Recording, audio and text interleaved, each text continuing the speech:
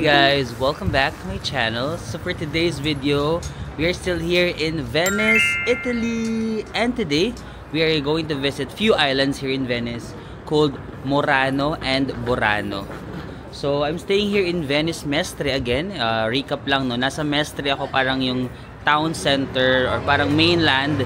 Tapos ang mga canals nandun siya sa Venice, Lucia. So it's a 10-minute train ride. So again, I'm gonna use my Eurail app. Ayan. Same pa rin, Venice Mestre and Venice Lucia. Depart now. It's currently 9:24. Ay, nakalagpas na yung 9:23. So ito na lang i-book natin. 9:33. Okay, so I'm gonna book the 9:33 train ride papuntang Venice Lucia, dun sa island. Nandun yung mga canals, andun din yung mga port papuntang Murano and Burano. Let's go! So ito yung ibaba ng Venice Mestre station, no? So may mga platform number naman dyan, 6, platform 7. Nakita ko dun sa screen, yung next is nasa platform 9. So dun tayo sa platform number 9. Hintayin pa naman tayo, papa-review ko ulit kasi may mga nagtatanong kung paano daw gamitin yung Eurail. So ayan, I just created my trip, diba? From Mestre to Lucia. And then I go sa my trip, next tab. Ititik ko lang yung travel day, January 16. Today is January 16, ayan. Tick ko lang to. Travel day. Once matik ko na, pupunta na ako sa My Pass. And then nandyan na yan. That's my ticket. Venice Mestre to Lucia. Good thing about sa mga ganito yung wala ng reservation. Kapag mga intercity lang, ay, tama ba intercity? Within the city lang, wala nang mga reservation usually, and diretso ka na lang. Minsan nga doon na ako sa mismong train, pag nakasakay na ako, doon na ako nagbo-book. Kasi okay lang naman, kasi hanggat may Eurail ka, parang ano ka, safe ka. Basta wag kang papasok na wala kang ticket, guys, ha. Ito na ba? Yan na, 9:33 Venetia something. Check the name of the trip. Ayan, 17183 17183. So let's go. Pasok na tayo sa train.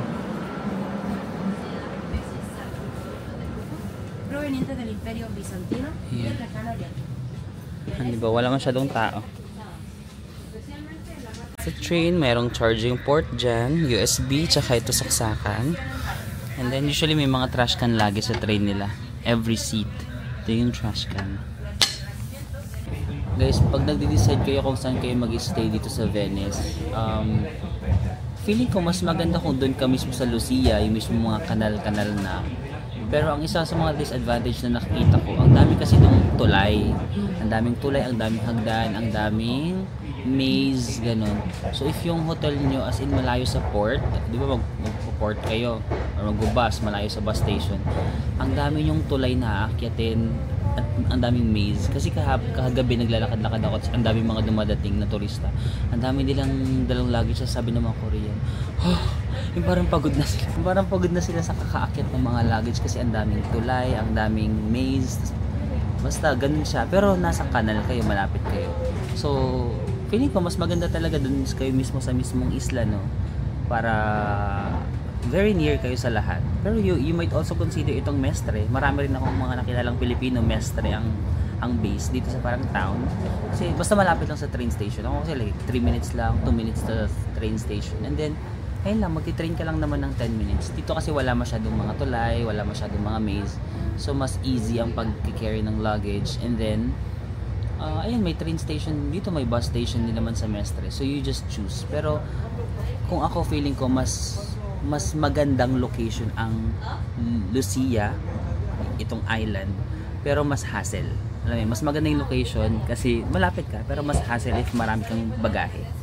Mestre, okay din ako sa Mestre, 10 minutes lang naman yung train at may Eurail ako. Pero kung wala kayong Eurail, doon na lang siguro kayo sa Lucia. Although pwede naman kayong bumili ng ticket, pero hassle, parang every time na may araw, parang every time na pupunta kayo sa Lucia, bibili kayo ng bagong ticket, ganun. Or baka may mga day passes din dito sa Italy. So bili na lang kayo ng mga 3 days pass, ganun, or any kind of passes. Pero guys, pansin ko lang, itong train from Mestre to Lucia and vice versa, never sila nag-check ng ticket ko. Pero nagbubook ako may URL ako, baka sabihin. Nagbubook ako sa URL, pero never sila nag-check. Parang honesty basis lang talaga. Kahapon, di ba, sumakay din ako papunta tsaka pabalik. Wala namang check. Ngayon, nandito na, malapit na rin ako sa Lucia. Wala namang nag-check. Hi guys, we've arrived na sa Venezia, Lucia. So that's the train station. Diyan ako nag-arrive, no? So from Mestre to Lucia. Kaya ko sinasabi na mas better, I think, kapag nasa Lucia kayo, kasi yung makikita nyo is ito na agad, the canal, the Grand Canal, no? O, diba? Panalo agad yung makikita mo. But ayun lang yung sinasabi ko, marami kasi mga bridges dito. Look at that. So kagabi marami mga Korean na para nag-aakyat sila ng gamit nilang pag ganon. Tapos medyo yung kalsada dito ganyan din. And then marami mga pa-maze dyan sa mga pasikot-sikot.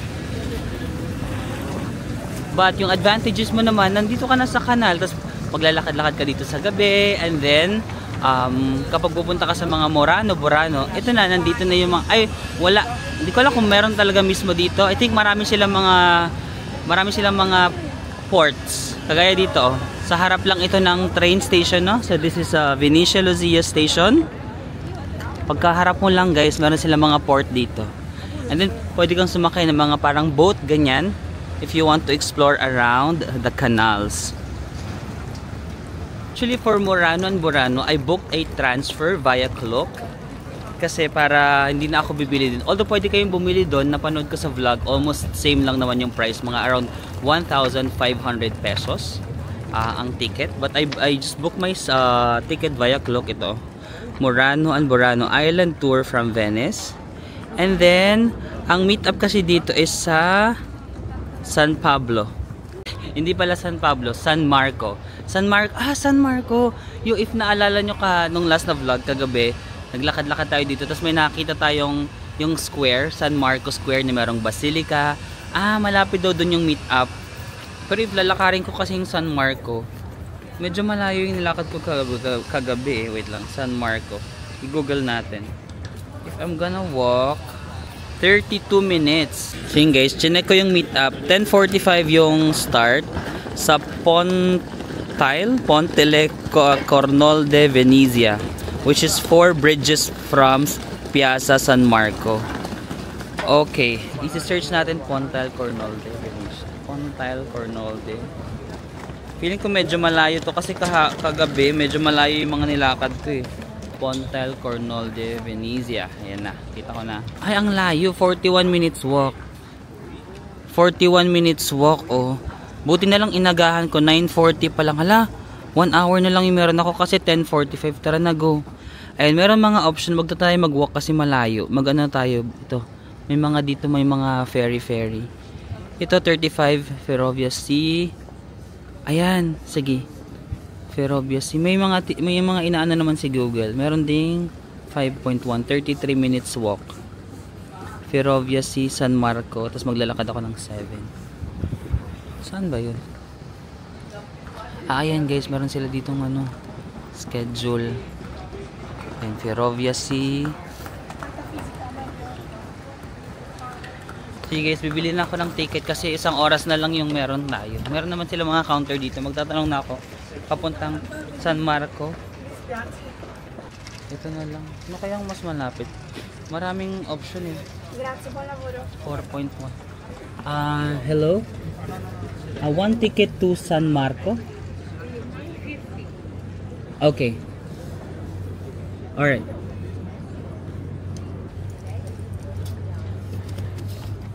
Where's the... Here? Okay, thank you. Okay guys, wait lang. Nakabili na ako ng ticket. 9.50 daw. Kailangan natin bilisan. Paano ba to? Hi! Paano? Priority? Paano to gamitin? Ayun. Ay, dito pala.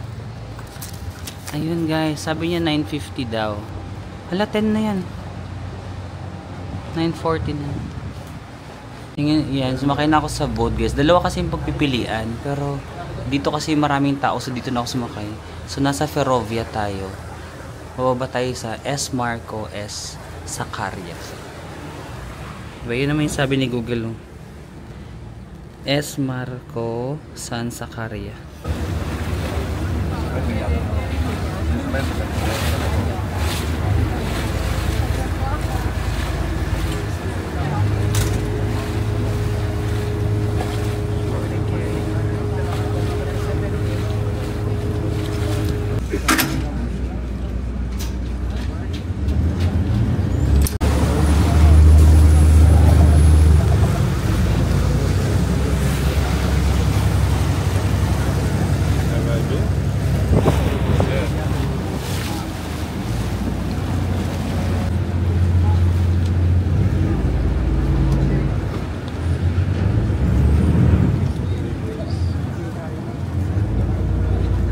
Rialto Bridge, guys.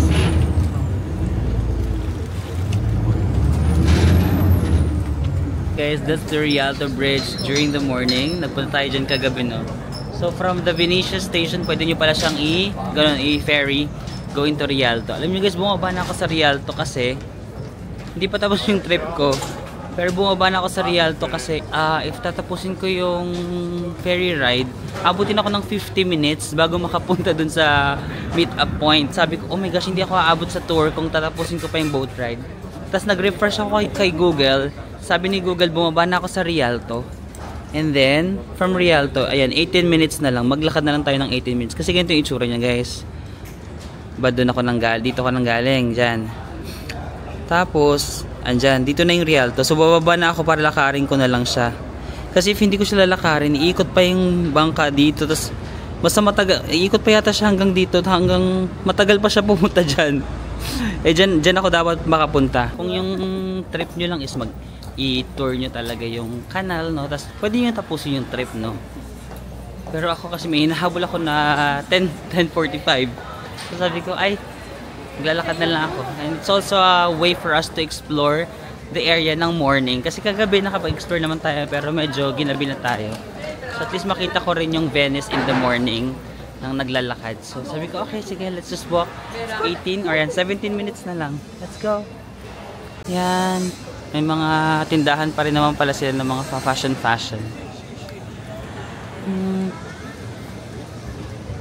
Let's go. Ay, taray naman ng model na to. Ay, parang hindi ko nadaanan tong mga fashion street nila. Ayun, no? Marami pala sila mga pang shoppingan.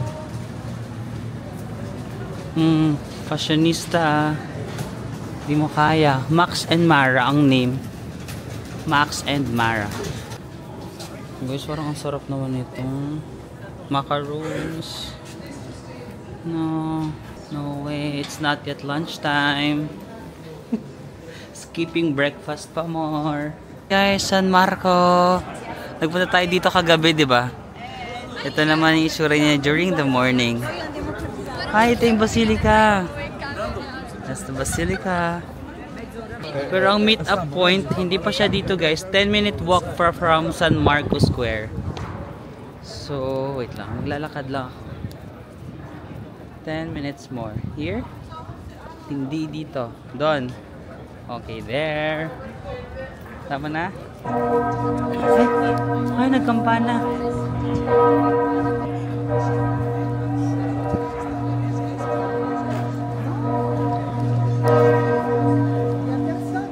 Guys, nakarating na ako dito sa Pontal Cornolde. Nilakad ko na nga lang. Kasi dapat daw 15 minutes before. So yan, 10:28 na or malapit mag 10:30. 10:45 kasi yung start. Tapos may dumating na ferry. So probably ayan. Tama naman yung nakasulat ng Cornolde. Ayan yung ferry. Ayan. Okay, thank you. Thank you. Ayan guys, ipapakita mo lang yung QR code mo. Tapos diretso na makakasakay ka na dito sa boat. This is the boat. Free seating lang naman siguro to. Hello. So yun guys, may space dito sa baba pero apparently walang gustong mag-ano dito, pumesto. Lahat sila umaakyat or sa harap. Sige, try nga natin kung anong meron sa taas. Ay, gusto nilang naaarawan talaga. Ito yung mga ito yung mga gusto nila sa buhay, yung naaarawan sila. Ito yung ayaw naman natin. Charing. Yan guys.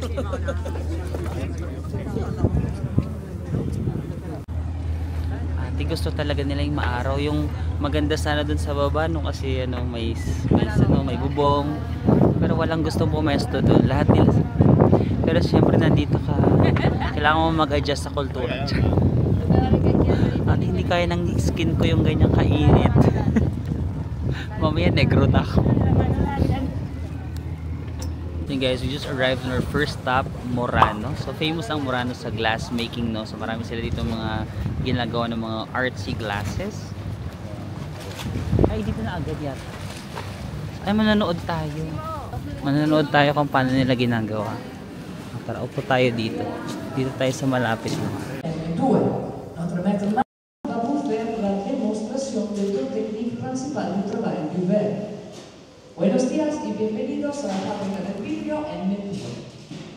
El nuestro maestro Marco les técnica più famosa, più antica, la tecnica del vetro soffiato. Questa tecnica è in uso sin dal IX secolo, quando tutte le fornaci erano al centro della città di Venezia. Con la tecnica del vetro soffiato il maestro farà un piccolo vaso. We will start with the most famous and ancient technique, the blowing glass. This technique has been used since the 9th century, when all the furnaces were in the center of Venice. With the blowing glass, our master will make a little vase. On commence donc la démonstration avec fatta di sabbia, silice e soda potassa. Questi tre elementi vanno messi in un forno per 24 ore ad una temperatura di 1200 gradi. Dopo 24 ore otteniamo solo il vetro trasferito aggiungendo ossidi minerali. Cobalto per il blu, ossido di rame per il verde, selenio per il colore rosso. Utilizziamo anche oro 24 carati e argento. Murano is also famous for its colors. We have 15,000 different shades of colors, which are obtained at the minerals oxides. For instance, la seconda tecnica chiamata del vetro solido che si utilizza per creare qualsiasi tipo di scultura. La vedremo applicata alla creazione di un cavallino.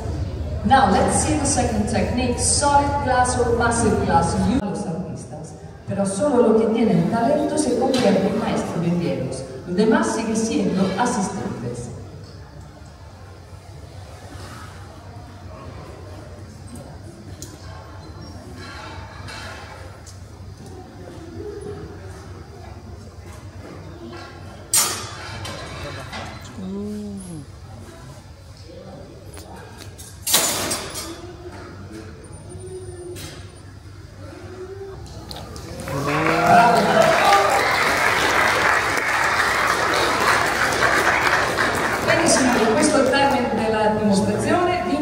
Visitare le nostre sale, all'interno non si possono fare le foto né video. Grazie. Guys, the final product.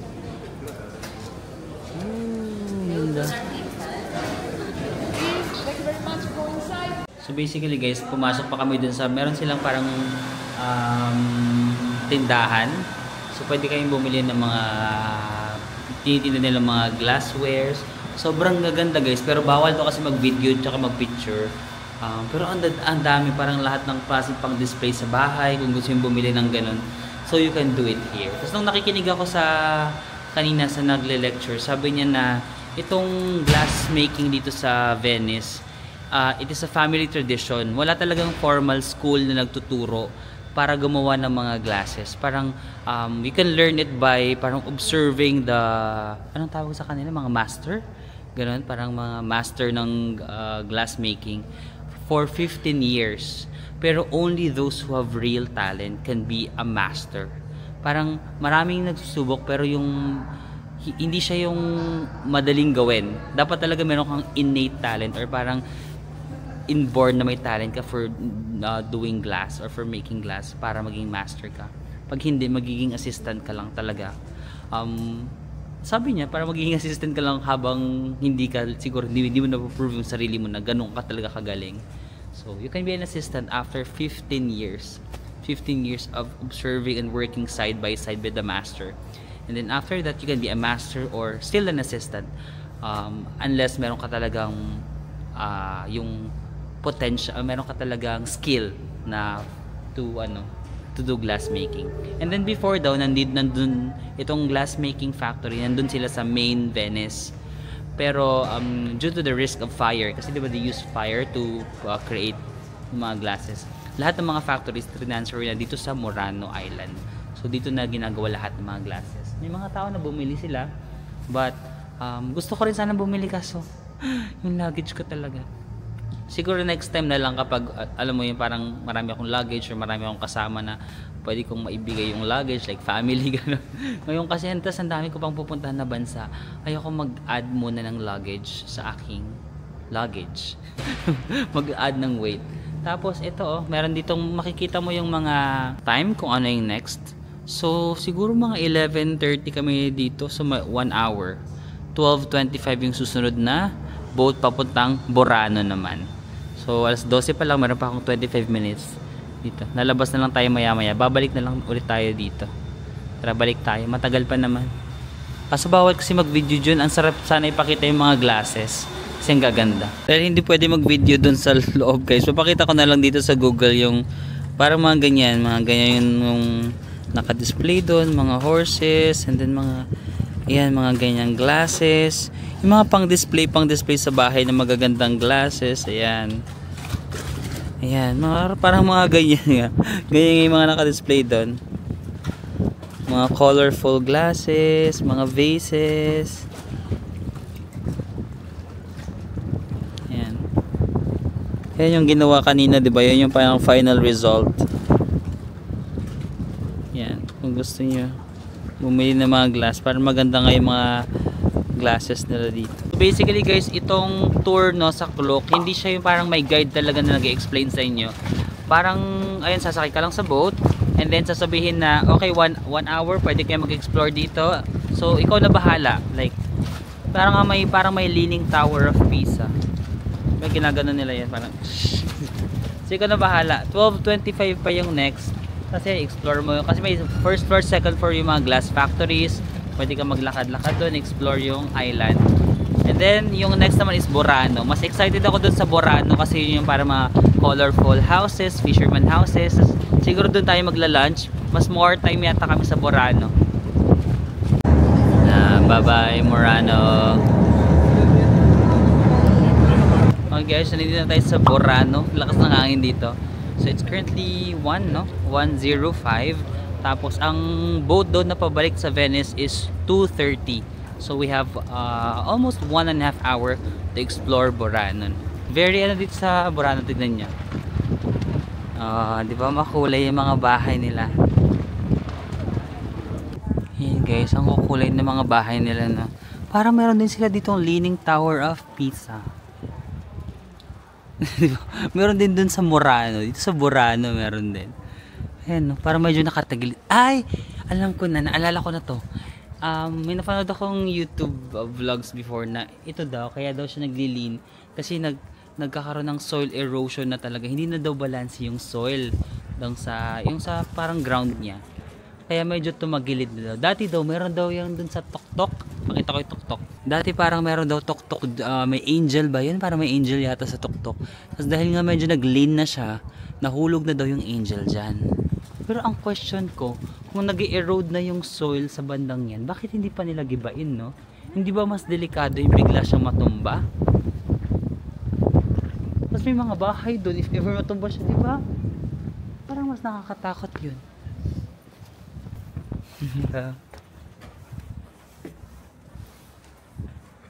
Maanggula si ate girl. May solo traveler din doon. Ay, nasa na yung nasa na yung kanal.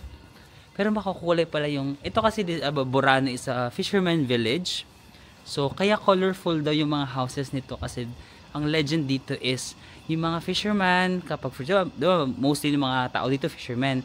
So, minsan nauuwi na sila ng gabi, diba? Minsan madilim, minsan foggy. So they color yung kanilang houses ng colorful, tas iba-iba yung color, no?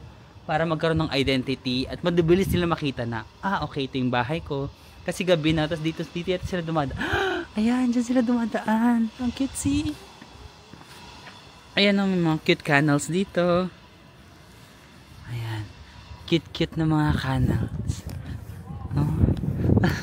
Ang cute na mga bahay nila. Ang kukulay talaga, no? Para mabilis nila ma-identify kapag gabi, mas makikita nila agad. Pag foggy, mas ma-identify nila yung bahay nila. Ay, gusto ko mag-picture dito. Ang ganda. Wait lang.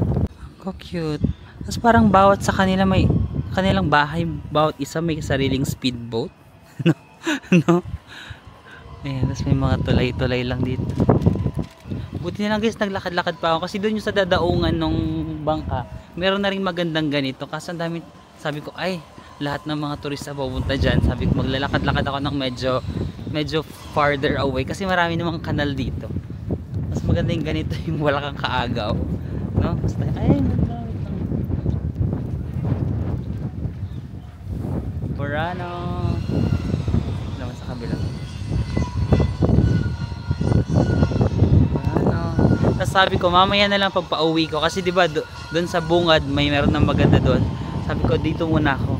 Tapos pag pauwi ko mamaya dadaanan natin doon. Tapos na sila, 'di ba? Huwag natin silang sundan. So basically itong nabook ko sa Klook na Murano and Burano tour. Ano lang talaga siya, transfer, tapos meron lang guide doon na nag-explain yung mga guide habang nakasakay kayo sa boat. And then magsasabi lang sila na ito yung next na trip na pabalik.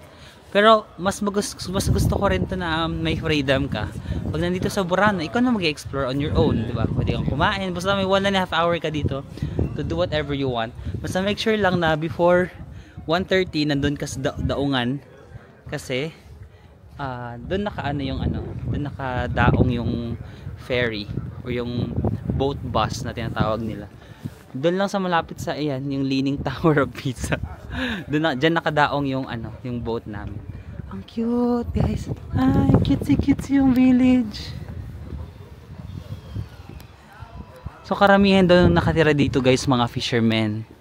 Kaya pala isa-isa sa kanila may bangka, no? Yan yata yung ginagamit nila pag nanguhuli sila ng isda. Tsaka sobrang mahangin dito. No? Mahangin, so mas malamig siya. Oh, cutesy. Hindi mo kaya, colorful. Pero buti meron silang cooperation na sasabihin ng isang bahay, basta pink ako ha, ikaw mag-iba ka ng kulay. Hindi sila nag-aagawan din. Sabi, okay, yellow na ako, ikaw ano ka? Purple ako, ikaw. Doon ako sa medyo green. Ikaw naman, doon ako sa medyo orange. Ang saya. Ay, may mga din dito. Pastry. Gusto kong kumain dyan. No? Parang gusto kong mabili sa ganyan lang yung small lang na tindahan. Kain-kain lang tayo dito. Yung chill-chill lang. Sige, lakarin lang natin ang slide. Tapos mamaya tayo mag-lunch. Nagugutom na nga ako kasi it's 1:16 PM na. Wala pa akong breakfast. So yung energy na ibigay ko ngayon sa inyo yung kinain ko pa yung kagabi. Doon nang galing yung energy ko today. Cutesy. Ayan, mas gusto ko yung Burano. O yung Burano, kung mahilig kayo sa mga glasswares, marami kayong mabibili doon. As in, ang gaganda. Pero mas gusto ko yung yung vibe ng Burano, yung colorful cutesy village. Tapos meron kayong kanal, ganyan, no? Ayan, may ref magnet sila. Magkano ba?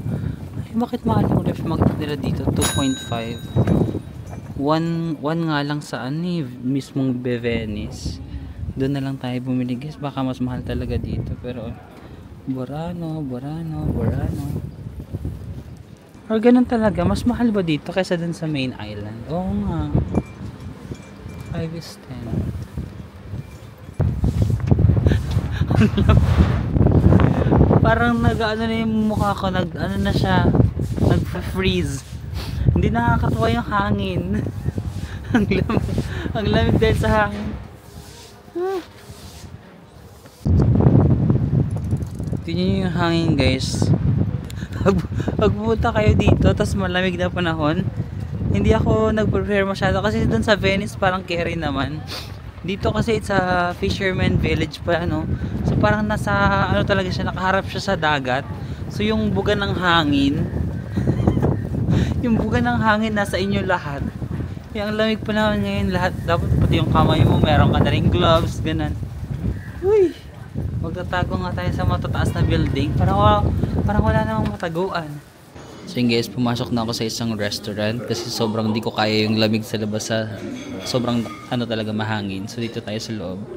Try ko ulit for the second time around ang carbonara.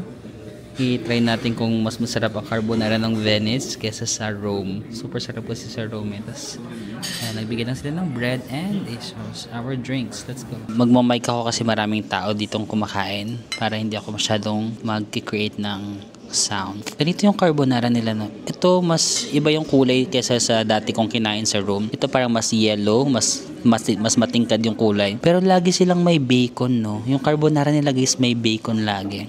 Let's try it. Excited na ako. Oh, sana kasing sarap siya nung nakain ko sa Rome. Lagyan natin ng bacon. That's the bacon.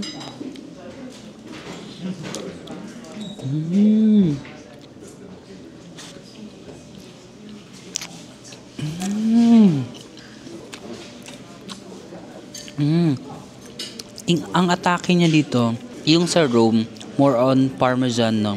Parmesan cheese. Ito naman yung parang cheese na ginagamit sa parang Bake Mac. Yung may yellow na cheese. Anong tawag dun?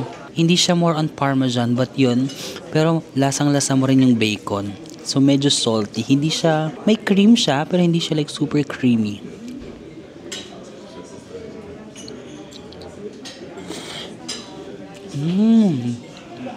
Parang yung kinain ko na risotto sa Milan. Yung ganong klase ng cheese sa risotto sa Milan. Same. Masarap siya, but for me, yung carbonara sa Rome, yung may parmesan tsaka bacon, yun pa rin yung number 1 ko. But this is also good. Maybe I'll give this a 9.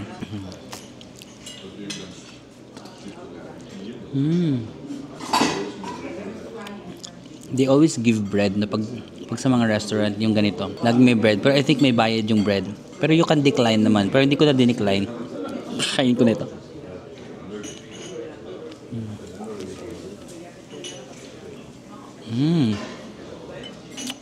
Puro carbs.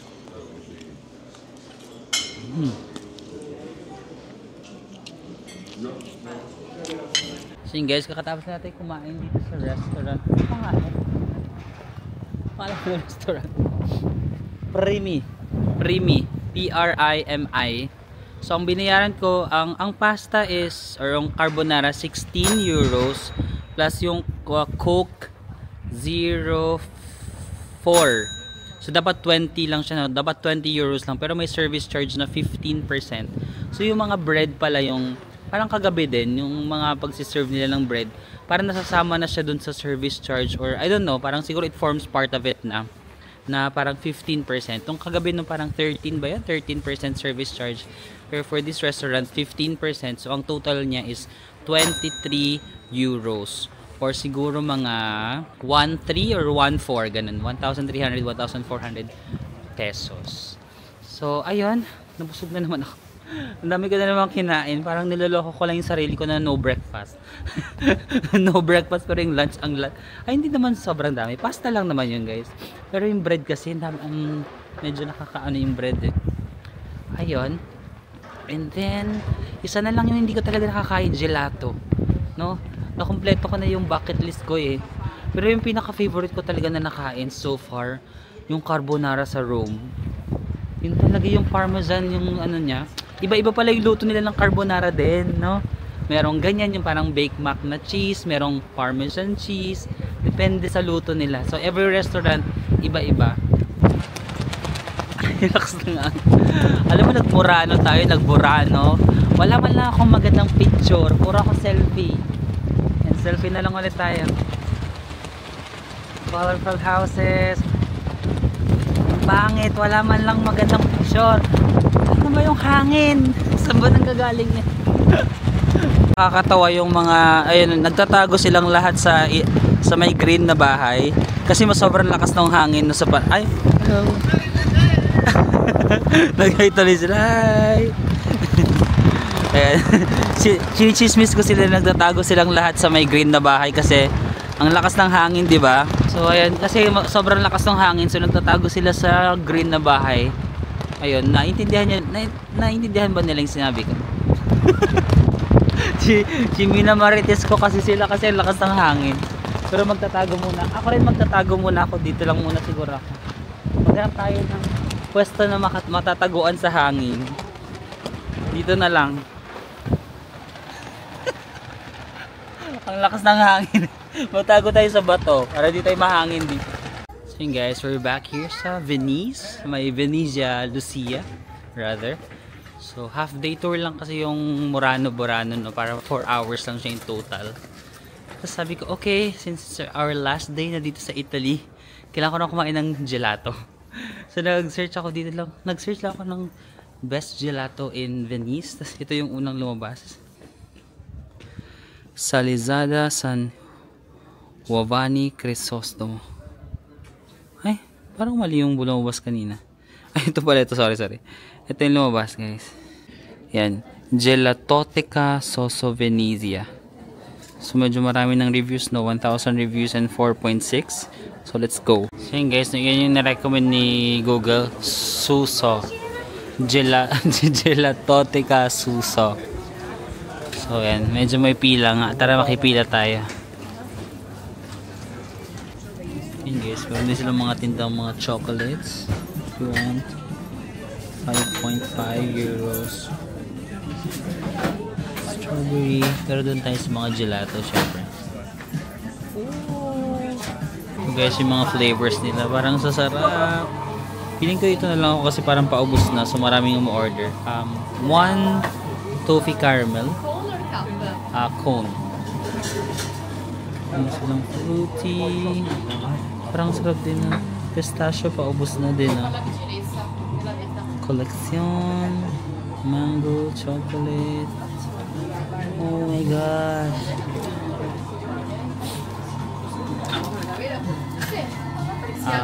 Card. Guys, nagbasa-basa ako yung mga pistachio daw. Yun yung parang isa sa mga favorites. Pero parang na-curious ako sa toffee caramel kasi parang paubos na siya. So sabi ko, okay, baka maraming bumibili. Parang sarap din ng chocolate. Pero sige, try natin guys. My first authentic gelato here in... Naalala ko dati nag-gelato ba yun sa Taiwan? Tapos sabi ko na, okay naman. Kahit hindi pa ako makapag-Europe, masaya naman ako. Nung nag-ano ako, Taichung. Nag-Taichung, sabi ko na, masaya na ako dito. Kasi hindi ko pa naman afford yung Europe. Mga few years ago. Tapos, guys, we're in Europe na. Oh my God. Parang coffee nga. Yung toffee parang coffee nga. Coffee caramel. Tapos may chocolate. Sarap, guys. Pwede bang kumuha pa ako ng isa? Ang sarap. Tapos parang mga tray lang to. 3 euros. Magkano lang yun? 180 pesos. Super sarap. Kaya pala paubos na siya kasi. Guys, ang sarap. Caramel, tas a little salty. Parang salted caramel. Salted caramel. Tas may mga caramel bits. And then coffee. Pwede mag-isa pa ako, mama. Parang gusto ko pa makatry ng ibang flavor kasi ang sarap. Ang sarap guys. Pag mag-Italy kayo, mag-gelato kayo. Meron din ditong gelato pero wala masyadong pila. Feeling ko nga doon kayo sa Suso. Suso yung pangalan ng ng store kasi nga mahaba yung pila. Yun natin sikat dito or baka yun yung original. Ang sarap. Grabe. Yung texture niya ang linis. Linis yung wala kang gaspang na mararamdaman. Yung gaspang lang nanggagaling dun sa mga caramel crust. Oh my God, ang sarap. Buti na lang hindi ako nag-gelato ng day 1. Kasi kung natikman ko ng gelato ng day 1, everyday ako mag-gelato B. Buti na lang nung last day ko na siya tinikman kasi wala na tayong choice, no? Alis tayo bukas, hindi tayo masyadong mag-cheat day. Ang sarap. Biscuit.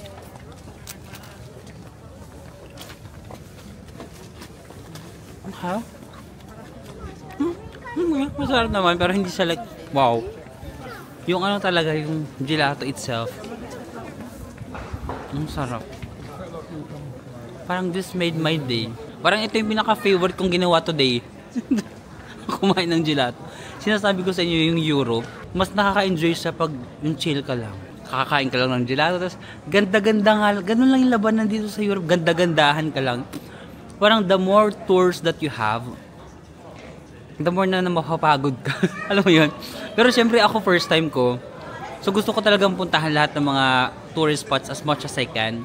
Pero siguro next time na pagbalik ko dito, yung ganito lang B. Yung ganda-gandahan ka lang sa Europe, parang, guys, let's eat some gelato. Wow, so good. Where are we gonna eat next? How about some carbonara? Ganun lang. Parang gusto ko pa mag-try talaga ng isa. Ilang calories ba to? Tatakbo na lang ako pa uwi. Tatakbo ka pa uwi para makakain pa ako ng isa. Sa Murano glass, para mga ganyan yung mga glass na binibenta dun sa Murano glass.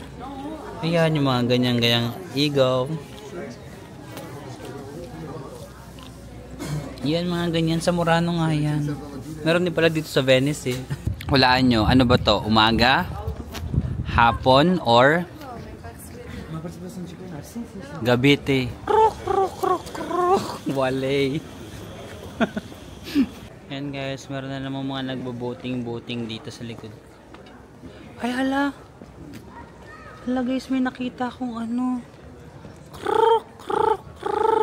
Gulatin mo sila, makahanap ka ng gelat. Guys, nakita ko lang siya dyan. Ayan o, nakaano lang siya dyan sa post. Parang wala namang may-ari. So ako na lang yung kakain. Guys, bumuli ulit ako. Bumuli ulit ako kasi parang nabitin ako. Parang nabitin ako sa ang sarap kasi. So ayan, nag-try naman tayo ng pistachio. Kasi sabi nila, super sikat daw ang pistachio na flavor dito sa Italy. So i-try natin kung tama ba yun.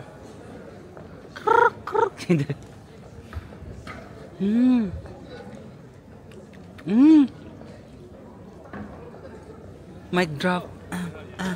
Mic drop. Grabe, lasang-lasa mo. Ito yung nakain ko na pistachio. Diba may mga pistachio ice cream? Ito yung para ka talagang kumain ng pistachio. Grabe yung flavor niya. Mic drop. Mic drop. Matawa pala. Ang sarap talaga. Pag pumunta kayo sa Venice guys, yung suso na gelato. Ang sarap. Hindi ako nagjo-joke. Yung texture super soft, super flavorful. Kung ano yung flavor na pinili mo, ito pistachio. Naramdam mo talaga yung flavor niya. Kanina naman toffee caramel. Lasang-lasa mo yung hindi siya nagjo-joke. Yung parang iba kasi parang flavoring lang na masabi lang. Ayun, ito talaga ramdam, lasang-lasa mo yung kung ano yung pinili mong flavor. Kasi may mga may mga pistasyong totoo pala. Okay. Pero I would still go with the toffee caramel. Mas bet ko pa rin to, but this is also good.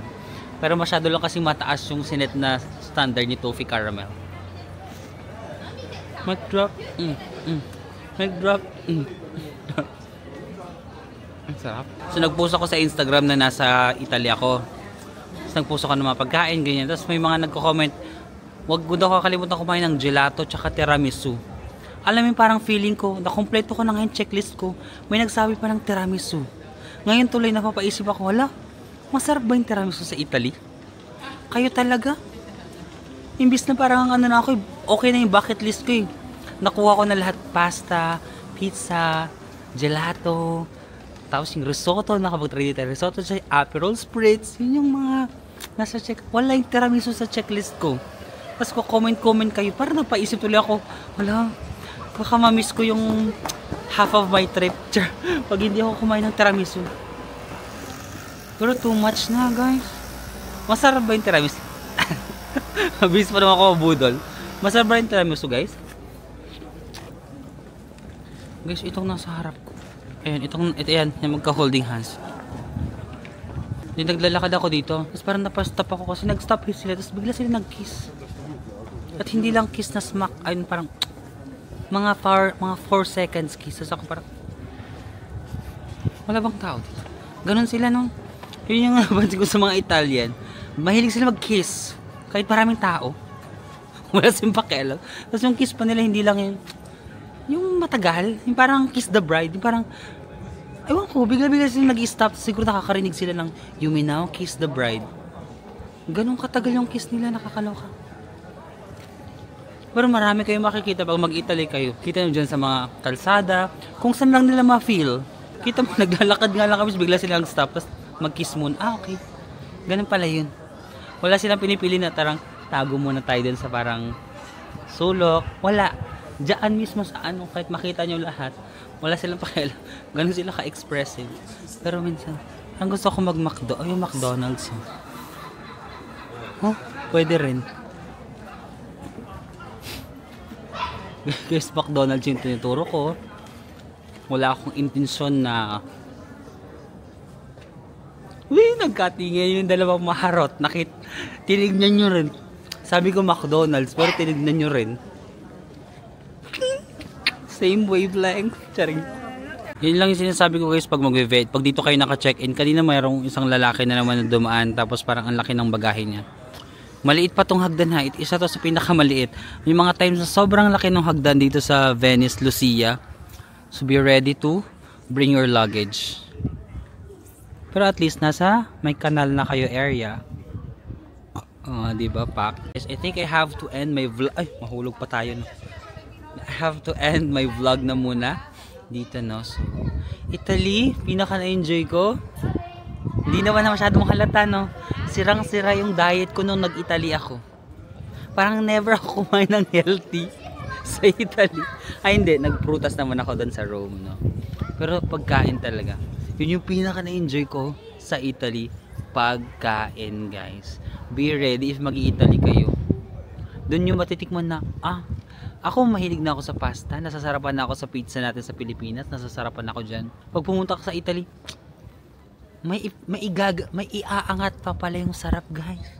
Akala natin para masarap na yung sa atin. Guys, hindi. May iaangat pa, tataas na yung standard mo pag uuwi ka sa Pilipinas na, nagkikrave ako ng carbonara ng Rome. Ganun, parang, kasi makatikim ka ng carbonara sa Pilipinas, parang, may hinahanap akong lasa, ganun. Tapos yung mga pizza nila, guys, yung pizza nila dito, parang, yung isang pizza na order, parang hindi siya for one person parang for two, for three. Ang lalaki ng portion sizes nila ng pizza. Pero ba't hindi naman sila sobrang taba, no? Ang lalaki ng serving ng mga unhealthy food. Tapos, gelato. Oh my God, gelato, guys. Gelato, save the best for last. Buti na lang sa last day ko siya kinain kasi meron akong naalalang sobrang sarap na kinain ko on my last day, no? Gelato. Toffee caramel ng Soso. And then, what else? Aperol Spritz. Parang social ka lang. Maraming mga Aperol Spritz dito, guys. Kung gusto mo social. Pero ayoko kasi mag-inom ng mag-isa.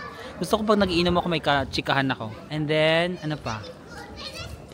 Risotto. I also like risotto kasi first time ko makatikim ng risotto in my entire life. So, masarap yung risotto. What else did I love in Italy? Medyo maingay yung mga bata. Sasama ko kayo sa vlog. And then, next, Rome. Gusto ko rin yung vibe ng Rome, no? Especially ng first day, yung lakad-lakad lang. I like Rome. Venice, dito. I also like Venice. Milan, kasi parang half day lang ako sa Milan, no? Hindi ko siya like extensively na-explore. More on the tourist spots lang ako sa Milan. But, yeah. Feeling ko, out of all the European countries na pinuntahan ko, 4 pa lang naman, no? Spain, France, Switzerland, Italy. Ang Italy yung strength niya sa akin, pagkain. Kasi sa ibang country, kaya kong mag-diet, di ba? Switzerland, salad-salad lang ako. Paris, hindi pala. Kumain din pala ako ng crepe doon, tsaka ng mga croissant. Tapos, Spain, hindi rin ako masyado nag-diet. Nag-diet lang ako nung nalaman ko na yung mga sakit-sakit ko. But Italy talaga, sarap ng pagkain. So yeah, hopefully next time kayo naman yung maka-experience ng authentic pasta, pizza, gelato, Aperol Spritz, and everything in between, guys. So next time kayo naman yung mag-Italy, ha? Punta rin kayo dito sa Venice, Rome, Milan. Next time magko-Florence tayo. Hindi pa ako nakapag-Florence, guys. Na maraming salamat sa pagsama sa akin dito sa Italy. Last day in Italy here in Venezia. Maraming salamat, guys. And I'll see you again on the next one. Bye-bye!